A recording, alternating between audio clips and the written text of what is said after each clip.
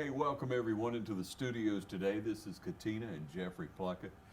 You know, we look into our community and we see diversity all over our community these days. And the Dublin Lawrence Black Festival Committee has asked you all to come on and be able to share with us some today. And so a lot of people will recognize Jeff and Catina from the community, from Dublin City Schools for sure. That's right. I know some students out there saying, that's my teacher, I know them, but you know, moms and dads, you deal with a lot of people in the community, Catina and Jeffrey, and a lot of people know you. First of all, thank you for what you do for our young people. You're welcome. So let's talk about that just for a moment now, and you tell me, share with everyone how long you've been with Dublin City Schools, what you do now, and kind of your story on that professionally. So I am Dublin born and raised. I'm a graduate of Dublin High School. I'm a product of Dublin City Schools. I attended Dublin City Schools my entire school career. I've been back working with Dublin for over 20 years, now in the capacity of a principal at Moore Street School. So. All right. Jeff. Well, I'm from the Dodge and Telfair County area. We won't hold that against him. And when I graduated from college, I actually worked 1 year in Tift County.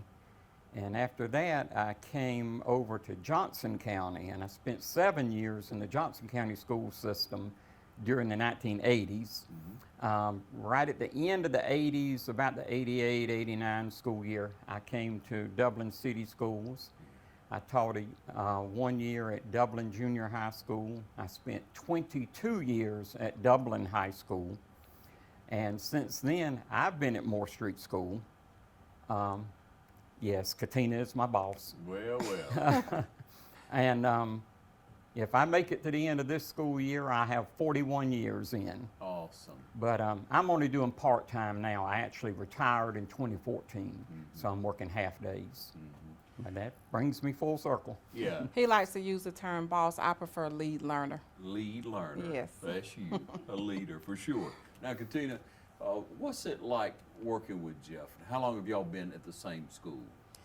We worked about 8 years together when I originally was at Moore Street School, and then I left and went to Hillcrest for 2 years as assistant principal, a school improvement specialist, and then back this year as a principal there. So we've been working together totally, I guess, about 9 years, and we're a team at home, so working together just comes easy for us. You know, we do everything, you know, on a team scale. So I would say working together is easy now. I don't know if he would agree. I don't know if he was agreeing. No, I think he would agree as well.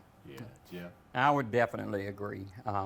Even during the time that we were both classroom teachers at Moore Street, we worked off of each other real well. You know, Catina may come up with an idea and say, well, why don't you develop us a plan or a format for trying this, that, or the other, or I might do the same thing for her. And we've always been a good team professionally, I think. Yeah. And that speaks volumes. That encourages me so much, and I know it does people watching, because when you put a team together, people who really care about the young people, and you're looking for opportunities of how to reach them, how to develop, and how to better equip them to go into the future. And that excites me now. That's what Dublin City Schools is all about, isn't it? Yes, it is. And one thing that I really like about Moore Street School, which is the alternative school of Dublin City, is it gives kids a second chance. Some of those students who have been less than successful in the traditional school setting, either for academics or for behavior, they can come to Moore Street School and still get a quality education and not just be turned out and, you know, left, you know, just trying to make it on their own. They still can come in, and it's a small setting, so we are allowed to be more hands-on and really build relationships with kids. I think that's one of the things that helps us thrive as a school. Yeah, hey, talk about that, and you see where we all need to know that we're valuable, that people see value in us. And so when you work with those young people and you show them their value where maybe they didn't see it in another situation, and a lot of times I'm sure you'd say that's the story. It seems to be what I've understood over time, that, you know, they just not quite, the needs aren't met. And the young person's there, and sure, they may be in a little bit of trouble on things, be acting out on things, but it's because nobody's shown them enough care. enough value within themselves, and that's what you all are doing, right? What we often see at Moore Street School is that the students, they don't, when we do work with them and get them back on course, a lot of times they don't even want to return to their home school. Yeah. You know, they will just at that point choose to stay with Moore Street because, you know, a lot of times it's the first time that they've been successful in school, and again, it's the first time that they've actually been able to develop those relationships with, you know, adults in the educational setting. So Man, that's one of the best rewards. Yeah, that's thrilling to me. It really is. We're going to take a short break, ladies and gentlemen. We'll be right back. Stay with us. Badcock Home Furniture and More is your home store, where you'll find great savings on new living room sets, sofas, love seats, recliners, and more. Badcock Home Furniture and More has great savings every day on bedding and bedroom sets. Shop Badcock Home Furniture and More for a great selection of dining room sets. And save every day on electronics and appliances at Badcock Home Furniture and More, 1927 Highway 441 South in Dublin. Call 275-3144 for more information, or stop by and see Wendy and Tim Sumner or any of their friendly staff today at Badcock and More Home Furniture Store, where no credit is ever refused. Jackson's Income Tax Service is ready to serve you. Jackson's Income Tax Service is open year-round, so don't delay. Come in today and get your taxes done and out of the way. Jackson's Income Tax Service has always stayed abreast of current and future tax laws. Email Jackson's Income Tax Service, call 272-8681, or visit us at 610 North Church Street in Dublin. Jackson's Income Tax Service is following CDC guidelines, practicing social distancing. You may drop off, email, or mail in your information for professional tax return services. So come to Jackson's Income Tax Service, where experience makes the difference. All right, now we're with Catina and Jeffrey again, and we just want to talk about relationships, as you were just saying, and the diversity in the family has been our topic for several weeks here. And so you folks been around each other for a while now. Yes, we have. You got to be friends before you got to be married. That's right. All right, so tell the story, Jeffrey. Jeffrey? Yeah. Well, let's see. Catina and I, we have known each other. I wouldn't dare to venture exactly how many years, because we were both teachers at Dublin High School even before we went to Moore Street School and wound up there together. I was previously married. My first wife passed away in 2009. Catina was married, had a daughter, and we were just leading our separate lives at that time. Then when we went to Moore Street School, and we were working right across the hallway from each other, and we had, a lot more interactions, things going on of that nature. And then her daughter, Amiria, who was, I guess, 3 at the time, Amiria would come over some days after school, and I started playing with her and spending time with Amiria, and then she started asking to go to the park across the street over to the playground and that kind of thing. And we just, it just kind of evolved from there. We just began sort of doing things as the three of us, really, instead of just the two. Because Amiria has always been a central part of everything that we've done. Right. And since then, the relationship grew. The first time we ever went out together on anything I guess you would call a date would be in 2011. I asked them to let me take them over to Conyers, Georgia, to see the Tripp family. Yonkers, yeah. to see the Tripp family Christmas display. And that was actually the first thing that we ever went out and did. And after that, the relationship just sort of grew, and eventually I pursued her for about 4 years before she caught me. I knew he was going to say that. Hey, okay, well, there's something that's probably needs straightening out in that story now. Well, for the most part, he told it like it was. He claims that I just strung him along for about 4 years, but that really wasn't the case. I just add that during that time, to me, it wasn't so important to put a definite label on it. Yeah. We were just enjoying spending time together, and I was okay with that.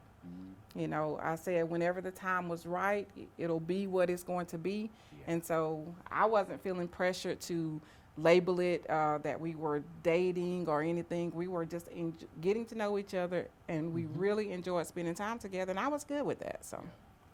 What do you love most about Jeffrey? What attracted you to him initially? Some of his best qualities include that he is very patient, he is genuine, and he absolutely loves both me and Amelia. And one of the things, I'm fast. I like to do things quick. I move quickly, but you can't rush him. You know, he is a researcher. You know, you cannot hurry him to make a decision. He's very patient and calculated in his moves. I really love that because we kind of balance each other, because I'm like, you know, I want to do it now. You know, I saw it yesterday. I want to get it today, you know, and, you know, he's not like that. He's like, okay, let me research it out. We're going to pray about it. We'll have several conversations about it. He's going to read all the reviews about it. You know, all of these things I really, really love about that. And then one other thing that I want to mention is that he's present. He is present. He pays attention to things. So we could be just having a conversation about anything, and I may mention like, well, one day I want to try, you know, something. Well, tomorrow or maybe the next day, that thing that I said I wanted to try, and just in conversation, it'll probably be at the house, or he'll say, hey, put some shoes on. We're going to go and try this. So he pays attention. He's present and he's in the moment. I really appreciate that about him. Wow. Yeah. Man, you gonna make us look bad, Jeffrey. I'm wondering who she's talking about. Yeah, I know you're humble, man. I know, and I can see that. Of course, it's magnified with you because he loves you so much, Catina. But the way that Jeffrey's attentive to everyone, he hears what you're saying. So many of us are waiting on an opportunity to speak. So, Jeffrey, you're a good example for us on that, man. Well, thank you. are. Thank you. Now let's talk about Catina. What drew you to her? What you love about her? Well, I just ditto everything. No. Catina she is a very loving, very supportive, family-oriented person. She's completely trustworthy. Whatever she buys into, she is devoted 100%. There's no middle ground. If she's on board, she's on board. Yeah. And if she's not, she's not. And she'll tell you she's not, Yeah. you know. She's a straight shooter. I don't have to guess, you know. So many times it's like, well, is something wrong? What's the matter? You know, oh no. I didn't like the way this happened or whatever. And I say, well, okay, then let's talk about it, and we'll try to make sure whatever that is doesn't come up again. But she is 100% supportive. She lives with a spirit of excellence. If she undertakes something, she is going to do it to the very best of her ability, whether it's professionally, family, raising our child, being a spouse, a homemaker, whatever. She's going to do it to the best that she knows how to do. So is that a decision you just made through life because of circumstances, or is it a product of circumstances of your environment? I think it probably both of the things combined. I was married previously, and my marriage failed. I learned a lot in a failed marriage. One of the things was to not talk so much. And I think one other thing is that as a black woman, I was always told, you know, you be strong, be independent, not, you know, you don't need anybody, you can make it, that kind of thing. And in some aspects, I think that's a turnoff. And I had to learn how to tone it down. Yeah. I had to learn how to tone it down because, you know, I need him. Mm-hmm. And I want him to know that I need him. Mm-hmm. You know, that doesn't make me weak or, you know, belittled in any kind of way. And it's okay that I need him. Come on. So I want him to know that. I had to learn. I think just making a conscious effort and life itself has taught me to be all of those things that he spoke of. Yeah. So I want ladies of all colors to hear what you just said and take note of it, because that happens to a lot of women. whether it be, you know, they're strong and they're brought up that way, you got to be able to stand on your own 2 feet. Now, you don't need a man to take care of it. And then, you know, they kind of buy into that in some way. And then also, once you've been through a divorce, you know, a lot of people will get that way, and they think, you know, I'm going to stand on my own. I don't need you. I don't need you to do anything. But, you know, you're speaking wisdom now that we do need each other. Right. I mean, God said that we're not supposed to be alone. Exactly. You know, so if you can find one to love the one you're with. Jeffrey, go ahead now and talk about the way you grew up. So was your dad a real good listener? Was he, you know, that attentive? Was he always around, or did you learn from those experiences and say, here's the way I want to be? Well, I really don't want to go too far left here, but I would say really more of my experiences have come from my grandfather, All right. my father's father. He was, and I don't want to sound like I'm bragging on myself when I say this, because I'm really bragging on him. He was a very humble man. He was a family man. He was a supportive man. And my father was all of those things, but he was not quite as approachable as my grandfather was. He was the man's man. I go out, I earn the money, you know, and I take care of my family, and I do the things that need to be done. But as far as, you know, learning relationships and how to really interact with people, I think I picked that up more from my grandparents. And my mother, you know, both of my parents were very loving. I mean, they were very loving and very good family people. Sure. But it was just more of the traditional, you know, man-woman role. And Yeah. but I guess I'm a product of all of those combined, really. Yeah, good. Thanks for the insight on the two of you, on your family, because and on your experiences, because that's what makes us who we are. Another short break. We'll be right back. Stay with us. Tax Time America has been bringing customers all their credits for more than 16 years. Tax Time America has provided our community with friendly, professional tax preparation and is always up to date on IRS rules and regulations and on the Affordable Care Act. Depend on Tax Time America, an authorized e-file provider, registered tax preparer, and a member of the Associated Tax Professionals. Tax Time America brings experience and ethical practices to you with no money out of pocket. Get your $2,500 tax advance. Call Tax Time America now at 274-8181. Tax Time America Income Tax Service, located at 103 High Street in the Northside Shopping Center just off North Jefferson, bringing customers all their credits for more than 16 years. Tax Time America, located next to Cricket Wireless on North Jefferson in Dublin. Call Tax Time America now, 274-8181. Tax Time America would like to honor and remember a devoted friend and mentor, Lieutenant Colonel Stephen Smith, October 12, 1962 to August 14, 2019.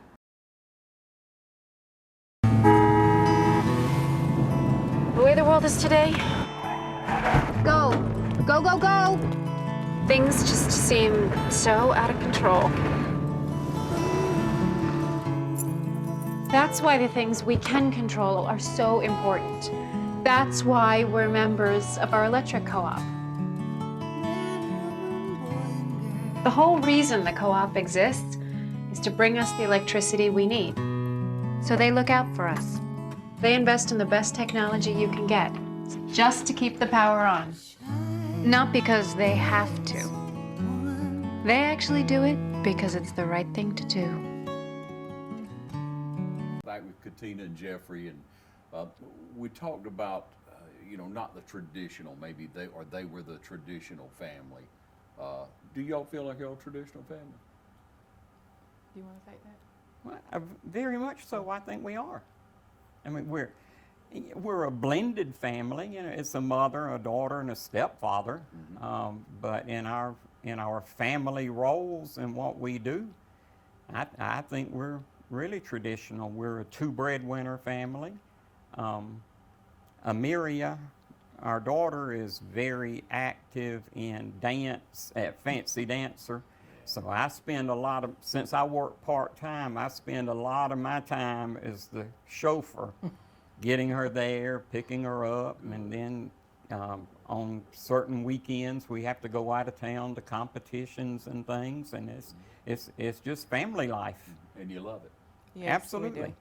I would say that we are traditional in the aspect of, you know, he is the man. He is clearly the head of the household, you know, and I'm to come alongside of him and be a helpmeet. We, you know, we honor that. You know, we honor God, you know, husband and wife, children. That's the standard, and we're traditional in that aspect because, you know, we want to be in line with, you know, God's plan for our life as well. So I think we are traditional in that aspect. We won't talk about blended family, diversity in our families, and you have a diverse family. So when you prepared to date Jeffrey, was your family okay with it? Your friends good with it? Was there questions maybe, Catina, that was asked to you like, what's up? Honestly, no. My family was okay. I think for the most part, everybody was just, if you're happy, then we're happy for you. Mm-hmm. I've never had an uncomfortable conversation with any of my family members. I think it was the nature of how we, you know, got together because we had spent about 4 years just around each other practically every day. Yeah. So I think it was kind of the evolution of things. I think everybody pretty much expected it to be the next thing. So we didn't have any uncomfortable conversations. I remember at my wedding, this is going to be kind of funny. At our wedding, my sister got up and spoke, and she said that, you know, because I had expressed a desire to be married again, and she and I talked quite a bit, and she was talking about how she was praying for me to find a mate and things like that, and she said, you know, I was praying for Tina to get remarried, and she said then, you know, Jeff showed up. She said I had a vision in my head. I was thinking tall, dark, you know, handsome or whatever, and he showed up short and white, but hey, he loved her. But we still love handsome. him. Yeah, but still handsome, and he loves her and we love him. So hey, if it works, it works. Yeah. She's happy, we're happy for her. And like I said, I never had, not even my parents, never any uncomfortable conversations. My grandparents and my grandma's in her 80s, so you know, her position on it was just simply, if you're happy, I'm happy for you. They love him. I mean, they'll probably take him over me in my family because he is a go-to for everything. He's very handy, hands-on. He can do almost anything. He can build. He always tells me I don't know about the things he can't fix. If he broke them, he don't tell me about that. I like But it. you know, he's very handy and very hands-on, always present. He's, you know, we're doing family things. He's gonna be there. That's the expectation. So, you know, never any uncomfortable conversations on my Jeffrey, behalf. how about you? Just share with us. Well, I have a very small family. Both of my parents were deceased prior. I mean, it's been several years. I have an older brother that's my only sibling, and he has several children and grandchildren. So that's the bulk of my family. And as Catina said, it was never an awkward moment. My brother was the best man at our wedding. Her sister was the maid of honor, and everybody's been just super supportive. What more could you say? I mean, what more can you say? We just really I didn't wonder. see it as an unusual thing. I mean, Nothing about it was. Nothing. Yeah. So when you were first thrown together, you first got married, did y'all move into a different home, or did you move in one of your homes? Tell me that story. So we both owned a home when we married, and for the first 5 years of our marriage, we maintained both of our homes. We spent most of the time at my home in East Dublin. He had a house over in the north part of the county, but in 2019, you can take it over. okay, that's when we decided it was time to sell both of those properties and just buy ourselves one together that would be just ours. It didn't have any other history to it Yeah. as far as we were concerned. So we did that right at the end of 2019. You feel that was a real wise decision. Yeah, we had talked about it before, and honestly, right before we started looking, you know, we had several discussions, and I didn't think we were going to buy a house. We were going to probably sell his place and just stay in what was originally my house. Yeah. And I started having these series of dreams. And in the dreams, he bought me a house. So after I had the dream the third time, I woke him up early one morning. I said, honey, are you supposed to buy me a house? Because I keep dreaming that you bought me a house. And he was like, I don't know, am I? And honestly, that's how the house buying thing started. Yeah. We just started kind of casually looking, and then things just imploded, really. In about 6 months, we went from selling both of our places to buying a house, closing, and preparing to move in that December. It took off. So. Yeah, it seems like that's a wise thing in you know, relationships and, you know, divorced or widowed or whatever, you know, second marriages like that. I find that to be, I thought that'd be a good story to share with people because other people's experience, especially people that have knowledge and have wisdom, we should listen to what they're saying, their story, and take it into account. Now, tell me about your church life. Okay, so I'm a member of the House of Refuge Ministries International right here in East Dublin. My pastor is Pastor Dorothy L. Simmons, and I'm very active in my church. Now, because of the pandemic, we have not been meeting face-to-face, so we've been doing a series of virtual conference calls and things of that nature, but we have remained very active. Jeff's membership is at Poplar Springs North Baptist Church, and we have made things work, so we spend some Sundays at the House of Refuge, and honestly, some Sundays at Poplar Springs. So we have not been to Poplar Springs either since the pandemic, so we haven't attended any in-person services. Yeah, well, and thanks for sharing that because y'all make it work. You know, you feel like, you know, House of Refuge, that's your church, and Jeff respects that, and his membership being at Poplar Springs North, you know, you go out there with him. So many times couples may go to separate churches like that, and I don't know if that's necessarily healthy or not, but I guess each situation will be different. But thank you for sharing that with everyone. I knew that about you, and I appreciate that about y'all. I really do. I love it about you. So, you know, we look down the road and we want to be an example to people. You two have been an example to young people and to families, to parents. You've spent hours, I'm sure, just hours upon hours, talking with not only students but with family members and trying to help that parent reach that child, to help them get through school or better excel or get to the next level or accomplish a goal they had. You know, and with all that time you give, one day you're gonna hang up the shingle. You know, you're gonna go home. You're gonna retire, so to speak. You'll leave the school system possibly. But what kind of legacy do you feel like you're leaving, Jeffrey? Well, I'm going to steal a line from Catina before she gets to use it.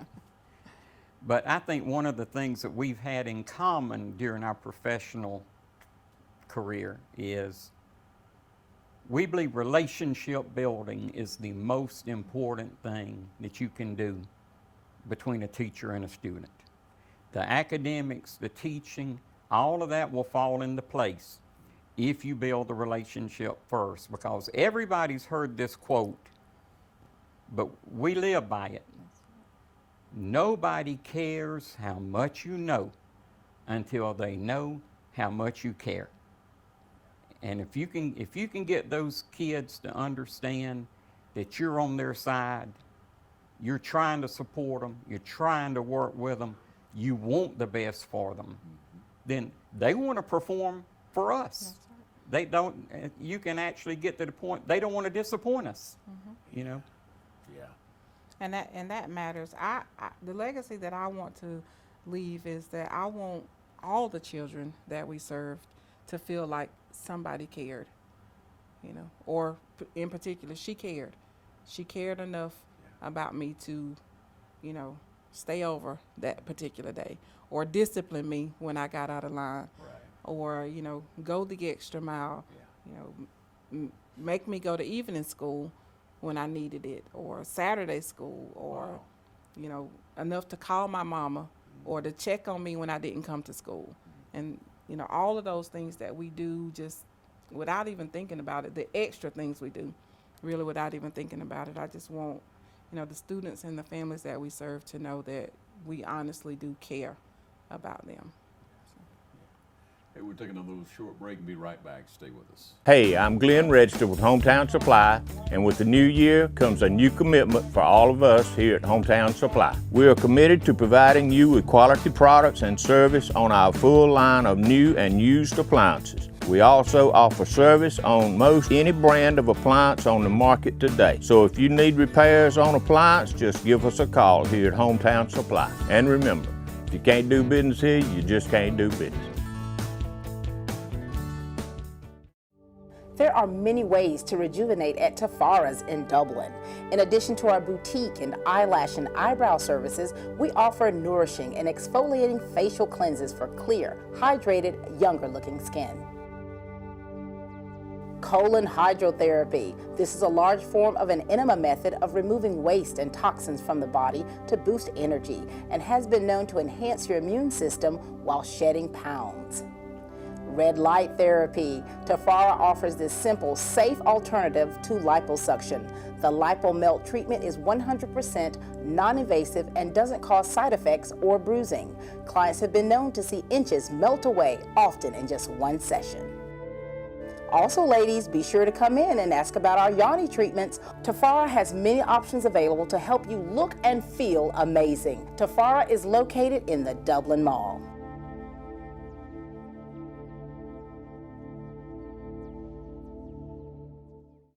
We talk about students, we talk about reaching students. How could we better serve the students in Dublin City Schools in Lawrence County?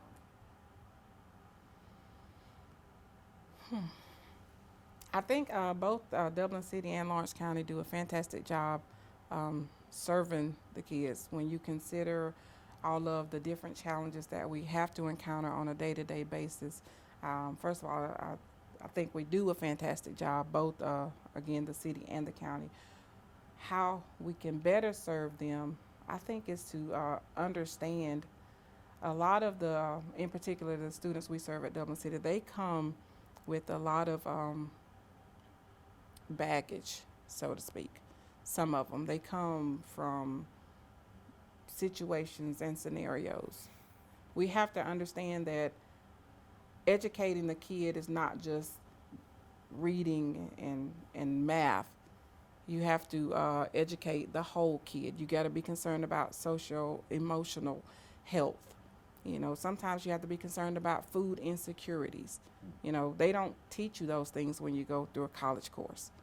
You know, you learn about the strategies to get them to be able to do arithmetic and the strategies to get them to be able to read, decode words, and all of these things, and that stuff is important. But if we're going to better serve them, we have to consider the whole child. You know, be concerned about those things that are not necessarily something that can be measured by a test score. So. Jeff? And I'm just going to expand a little bit on what Catina said. We have to consider the whole child, and you need to look at the context of the child. You need to look at the family, the background, where are they coming from. We're trying to get to the same goal for all of them, but they're not all starting at the same place.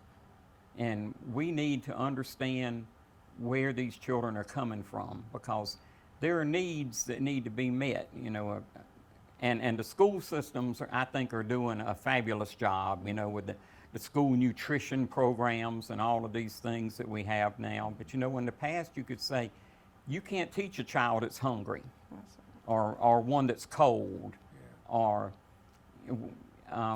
there are just so many things. It's a total person. It's not just a little student sitting there in front of us. It's a person with family and issues and background, and all of those things play into who they are. One other point that's down a different vein is I think it's also important, if we're going to do a better job, is to find out early their interests, so that we're not pushing them in, you know, down a tunnel or vision that we have for them, but we find out their interests. You don't have to push that hard when you find out what they like to do, and then you can kind of guide them in that, because not every kid is going to go to a 4-year college or university. Not every kid is going to go to a technical school. You know, some kids are just going to go to work. You know, I'm going to graduate from high school and I'm going to go to work. And we need to help them to understand that that's okay, because somebody has to, you know, go to the industries and restaurants and, you know, clothing stores or Walmart. You know, we need people in these jobs as well. And if, you know, we don't want them to sell themselves short by any stretch of the imagination, but we also need to be realistic. Like, not every kid is going to go to a college or university. And if a kid decides that, hey, you know, I want to just graduate from high school and I want to go to work, then we need to prepare them. Let's get them the soft skills that they're going to need to be successful, to work in the public. You know, those are things we can teach them to make them more marketable. You know, so. You know, the insights you two are able to share with people really can't be limited to just students.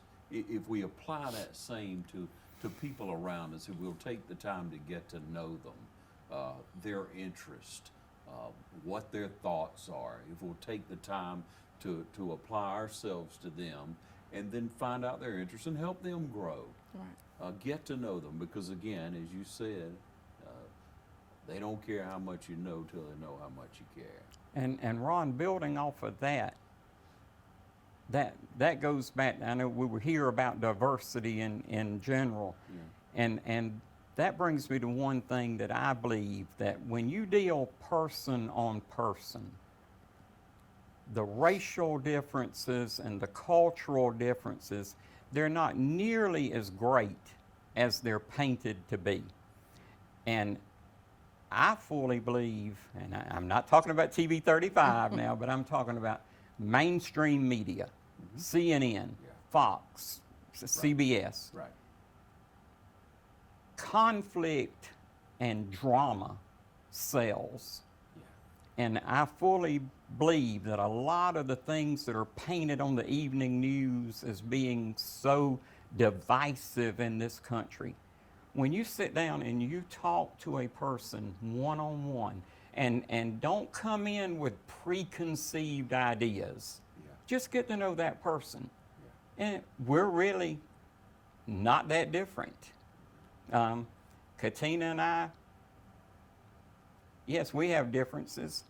We probably have more differences because of our age difference than we do because of our race difference. No, we're not listening to the oldies radio station today, and no, we're not watching the Twilight Zone. And I'm like, well, what's wrong with that? But, you know, it's, most of us grew up, you know, all the people we deal with grew up right here in the central Georgia area, and our backgrounds and our cultures really are not that different once you just have a chance to talk to somebody.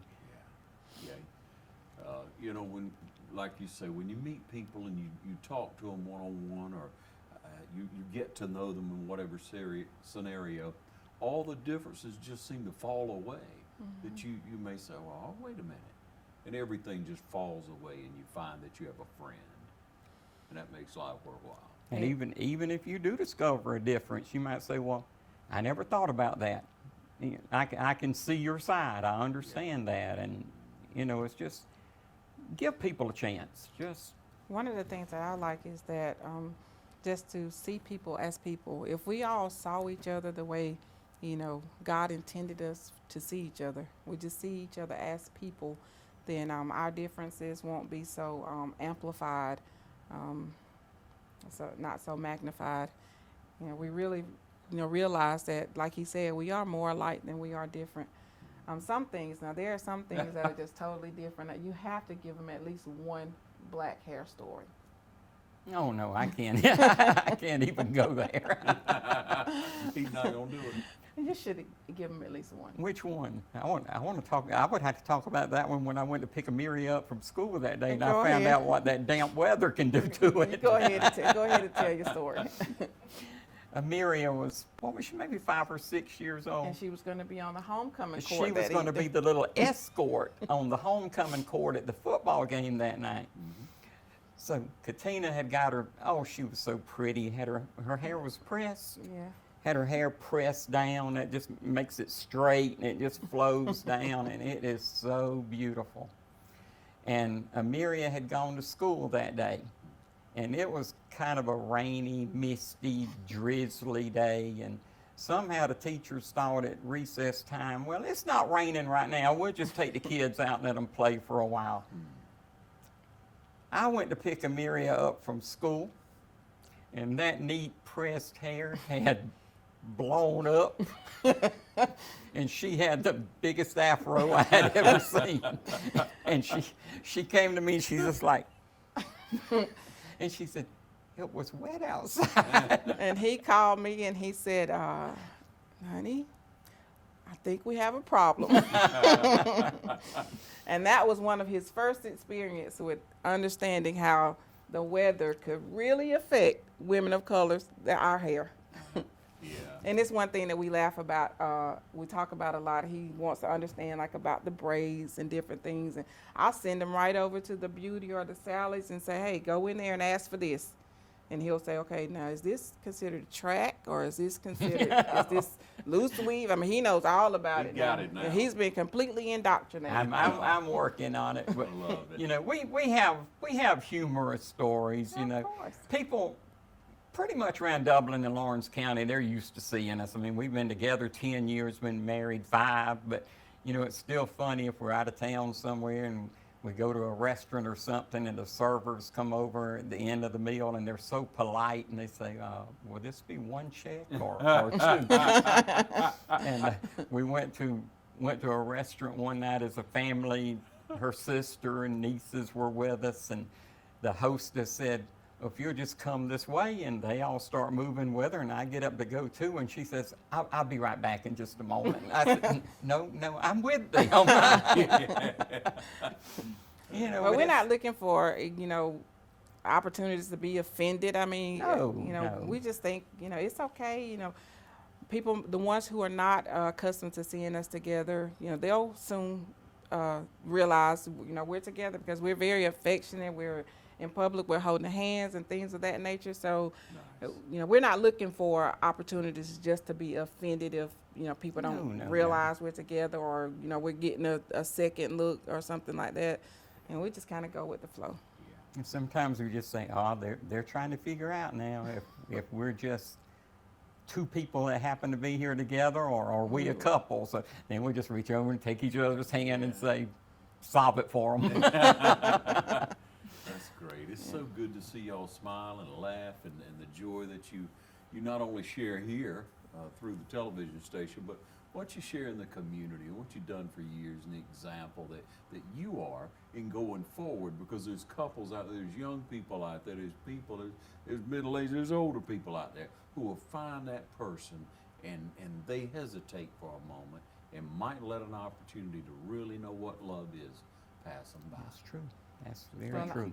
Thank you I'm for your grateful insight. that neither one of us was willing to sacrifice an opportunity. You know, this is, being married to him is one of the highlights of my life. He is all I've ever dreamed in a husband and a spouse and a stepfather to Amelia. I mean, he has been a stand-up guy in every aspect. So. And I couldn't ask for a better wife in just any aspect of marriage. She's just everything you could hope for. Yeah. Amen to that, y'all. Thank y'all for coming in and sharing with us. Thank you for having joining us. us right here on TV 35. Catina and Jeffrey, have a good evening.